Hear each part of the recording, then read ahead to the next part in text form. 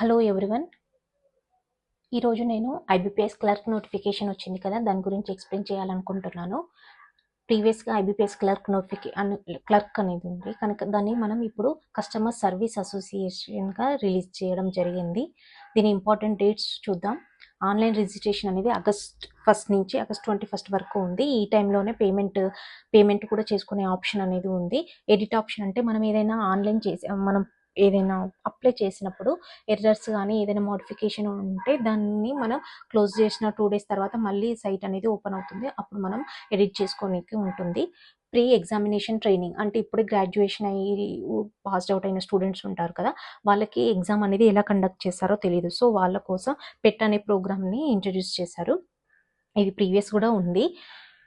Next download of call letters for online examination preliminary exam ఎప్పుడు ఉంది అంటే సెప్టెంబర్లో ఉంటుంది. సెప్టెంబర్ అంటే డౌన్లోడ్ చేసుకోనికి సెప్టెంబర్ ఉంది. స్పెసిఫిక్ డేట్ అనేది ఏమి ఇవ్వలేదు. ప్రిలిమ్స్ అనేది అక్టోబర్లో ఉంది. అంటే August, September, October 3 months duration అనేది మనకు ఉంది ప్రిపేర్ కానికి. సో మనం హార్డ్ వర్క్ చేసి మంచిగా ప్రిపేర్ అవుతే మనం ఈ ప్రిలిమ్స్ని క్రాక్ చేసి మెయిన్స్ని కూడా మనం క్రాక్ చేయొచ్చు. అండ్ నెక్స్ట్ మెయిన్ ఎగ్జామినేషన్ ఎప్పుడు ఉందంటే డిసెంబర్లో ఉంది. ప్రొవిజనల్ ఆఫ్ అలాట్మెంట్ మనకి జాబ్ చేతిలో రావడానికి మార్చ్ అనేది డెడ్ లైన్. చాలా పేజెస్ ఉన్నాయి. సో డేట్స్ చూసుకున్నారు కదా, మనకి డిసెంబర్ నుంచి ఆగస్ట్ నుంచి మార్చ్ వరకు కంటిన్యూస్గా హార్డ్ వర్క్ చేసి చదివితే మనకి 7 to 8 monthsలో మనకి గవర్నమెంట్ జాబ్ అనేది చేతిలో ఉంటుంది. And next so many papers ఉన్నాయి కానీ నేను ఇందులో ఇంపార్టెంట్ టాపిక్స్ చెప్తాను. పార్టిసిపేటింగ్ బ్యాంక్స్, ఇందులో మనకి ఏ బ్యాంక్స్ ఈ క్లర్క్ దాంట్లో ఏమేమి బ్యాంక్స్ ఎలిజిబుల్ ఉన్నాయంటే పార్టిసిపేట్ చేస్తున్నాయంటే bank of Baroda and India, bank of Maharashtra, central bank of India, Indian bank, Indian overseas bank, Punjab national bank, Punjab and Sindhu bank, UCO bank and union bank of India. And salary వచ్చేసి అంటే based on the city మనకు అనేది salary అనేది vary అవుతూ ఉంటుంది. But basic అనేది 24,000 అనేది ఉంది. 24,000 ప్లస్ సిటీసీ అవన్నీ యాడ్ చేస్తే మనకి శాలరీ అనేది 30 to 40 మధ్యలో వచ్చేస్తుంది. నేషనాలిటీ, సిటిజన్షిప్ అంటే మనం అప్లై చేసుకోనికి citizen of India and subject of citizen of India, Nepal or Bhutan ఎవరైనా వాళ్ళు అప్లై చేసుకోనికి ఉంటుంది.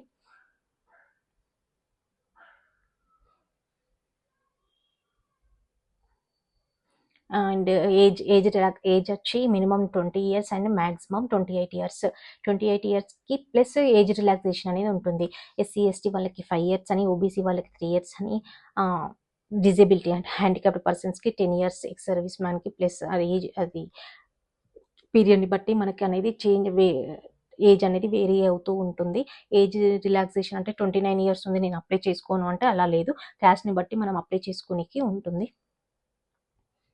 And next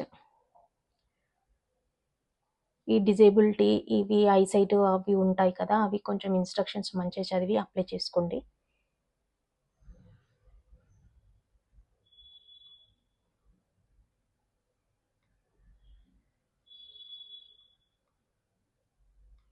and main thing prelim ఎగ్జామ్కి ఏమేమి ఉంటాయి అంటే ఇంగ్లీష్, మ్యాథ్స్, న్యూమరికల్ అబిలిటీ అంటారు, యాప్టిట్యూడ్ అండ్ రీజనింగ్. మనకి సెక్షనల్ టైమింగ్ అనేది ఉంటుంది, సెక్షనల్ కట్ ఆఫ్ ఉంటుంది.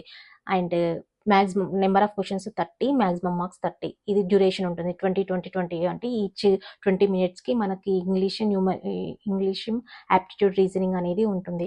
ఒకవేళ మనకి రీజనింగ్లో 30కి 35కి 35 వచ్చి ఇంగ్లీష్లో ఆ కట్ ఆఫ్ని రీచ్ కాలేకపోతే మనం అనేది short list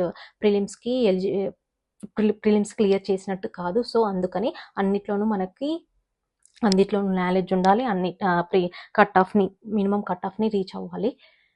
and next main examination subjects వచ్చేసి జనరల్ అవేర్నెస్ అంటే జీకే అంటాం కదా, GK and financial awareness.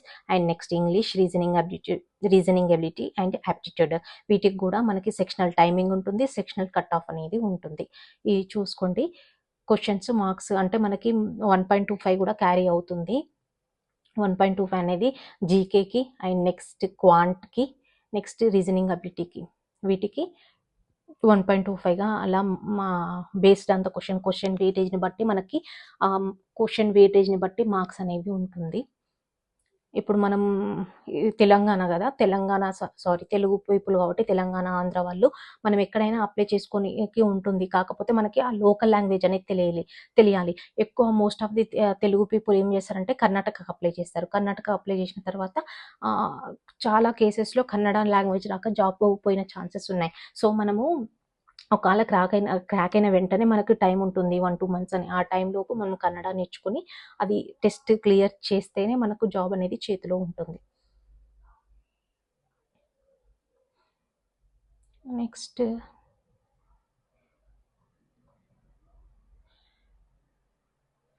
Dates అయిపోయాయి. Exam marks, cut off I mean timings complete అయ్యాయి. నెక్స్ట్ మనకి ఏం కావాలి అంటే పోస్టులు. ఏ స్టేట్కి ఎన్ని పోస్టులు ఉన్నాయో తెలుసుకోవాలి. మనది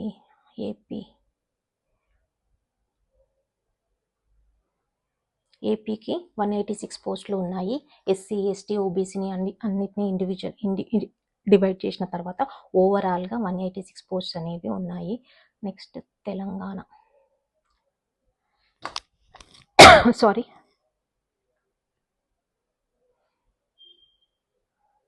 కర్ణాటకకి 1414 హ్యూజ్ వేకెన్సీస్ ఉన్నాయి కర్ణాటకలో.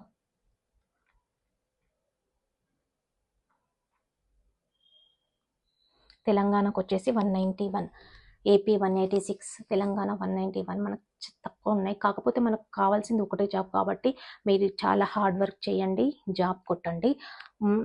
బెస్ట్ సజెషన్ ఏంటంటే మన కర్ణాటకలో కన్నడ లాంగ్వేజ్ తెలిసి ఉన్న వాళ్ళైతే మీరు కర్ణాటక అంటే మోస్ట్ ఆఫ్ ది పీపుల్ ప్రీవియస్గా నేను ఎంక్వైరీ చేసిన దాన్ని బట్టి తెలుగు పీపుల్ ఎక్కువగా కర్ణాటక కూడా అప్లై చేస్తారు.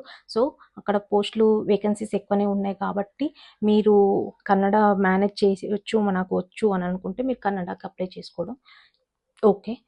కాకపోతే మనకు కావాల్సింది ఒకటే జాబ్ కాబట్టి మీరు మంచి హార్డ్ వర్క్ చేయండి. అందులో నేను ఉంటాను అని మీరు మీ మీద మీకు నమ్మకం కలిగించుకొని మీరు మంచిగా చదవండి. మనకు ఉన్నాయి 7 మంత్స్. ఈ 7 మంత్స్ చాలా కష్టపడి ఎగ్జామ్ని క్రాక్ చేయాల్సిందిగా కోరుకుంటున్నాను. చాలా పేజెస్ ఉన్నాయి. నేను ఓన్లీ ఇంపార్టెంట్ టాపిక్ తీసుకుని పేపర్స్ ఎక్స్ప్లెయిన్ చేశాను. హ్యాండిక్యాప్డ్ ఉన్న వాళ్ళు కొంచెం నోటిఫికేషన్ని క్లియర్గా చదివి అప్లై చేయండి. Okay, thank you.